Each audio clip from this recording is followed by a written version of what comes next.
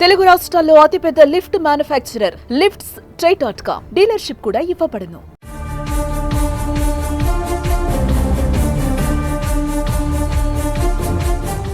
గురుమూర్తి media పోలీసులకే కాదు ఇప్పుడు కోర్టులో జడ్జిలకి కూడా షాక్ ఇస్తున్నాడు.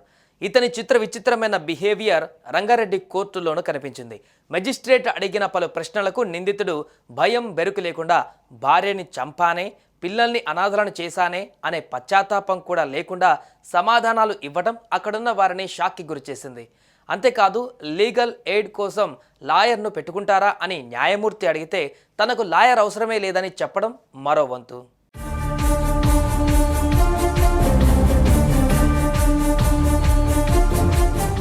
హైదరాబాద్ మీరుపేటలో భార్యను అత్యంత కిరాతకంగా హత్య చేసిన కేసులో నిందితుడు ఆర్మీ మాజీ ఉద్యోగి గురుమూర్తి నేరాన్ని అంగీకరించాడు. ఈ నెల 16వ తేదీన మాధవిని హత్య చేసిన విధానాన్ని పూసగుచ్చినట్లుగా వివరించాడు. భార్యను చంపారనే పశ్చాత్తాపం రవ్వంతైనా అతనికి లేదు. భార్య వెంకట మాధవిని అత్యంత క్రూరంగా చంపేశాడు. గుండెలపైన కూర్చొని గొంతు నులిమి హత్య చేసినట్లుగా దర్యాప్తులో నిందితుడు చెప్పిన విషయాలు విని పోలీసులు నివ్వెరపోయారు.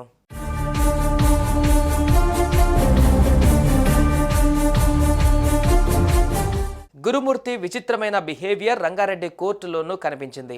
భార్యను చంపేసి కిరాతకంగా వ్యవహరించిన గురుమూర్తిని తాజాగా రంగారెడ్డి జిల్లా కోర్టులో హాజరుపరిచారు. ఈ సందర్భంగా మెజిస్ట్రేట్ అడిగిన పలు ప్రశ్నలకు నిందితుడు బెరుకు లేకుండా, ఎలాంటి పశ్చాత్తాపానికి గురి కాకుండా సమాధానాలు ఇవ్వడం అక్కడున్న వారిని విస్మయానికి గురిచేసింది. పోలీసులు తనను కొట్టలేదని, తనకు వైద్య పరీక్షలు చేయించినట్లుగా వెల్లడించారు. లీగల్ ఎయిడ్ కోసం లాయర్ను పెట్టుకుంటారా అని న్యాయమూర్తి అడిగితే తనకు లాయర్ అవసరం లేదని బదులివ్వడంతో పాటు తాను జైల్లో ఉంటానని చెప్పడం గమనార్హం. దీంతో అతన్ని చెర్లపల్లి జైలుకు తరలించారు. అక్కడే 14 రోజులు రిమాండ్లో ఉండనున్నాడు. ఆ తర్వాత తదుపరి చర్యల కోసం నిర్ణయం తీసుకుంటారు.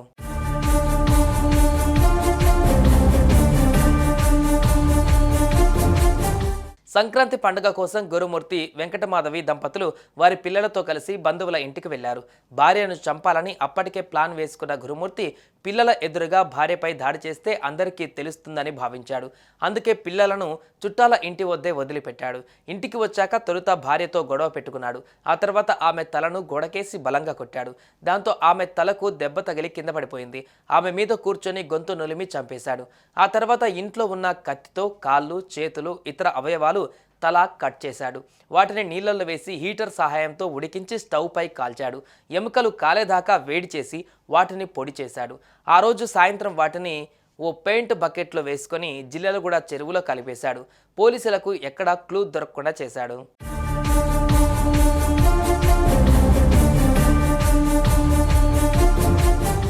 ఇదంతా ఒక ఎత్తు అయితే, భార్యను చంపేసి ఆమె శవాన్ని కిరాతకంగా మాయం చేసిన గంటల వ్యవధిలోనే పిల్లల్ని ఇంటికి తీసుకువచ్చిన వైనం వెలుగు చూసింది. ఇద్దరు పిల్లలు అమ్మ ఎక్కడికి వెళ్ళిందంటే బయటకు వెళ్ళిందని చెప్పడంతో పాటు ఇంట్లో దుర్వాసన వస్తుందని అడగ్గా పండగ రోజులు కావడంతో చుట్టుపక్కల వారు మటన్ వండుతున్నారని, ఒకసారి డ్రైనేజీ వాసన అంటూ వారిని సమాధానపరిచినట్లుగా తెలుస్తోంది. ఎయిర్ ఫ్రెషనర్తో స్మెల్ రాకుండా చేసే ప్రయత్నం చేశాడు. వారు ఆకలి అంటే ఆన్లైన్లో ఫుడ్ తెప్పించాడు. గురుమూర్తి తన ఇంట్లోని బాత్రూంలో మాధవి మృతదేహాన్ని ముక్కలు చేశాడు. ఈ విషయం తెలియని పిల్లలు అదే బాత్రూం వాడారు. పిల్లలు ఇంట్లో ఉన్నప్పుడు పడక గదిలోకి వెళ్లకుండా దానికి తాళం వేశాడు. పిల్లలకు అనుమానం రాకుండా, ఎలాంటి లోటు లేకుండా 2 రోజులు అదే ఇంట్లో గురుమూర్తి ఉన్నాడు. పోలీస్ కేసు నమోదు అయిన తర్వాత గురుమూర్తి పిల్లలు ప్రస్తుతం అమ్మమ్మ దగ్గర ఉంటున్నారు.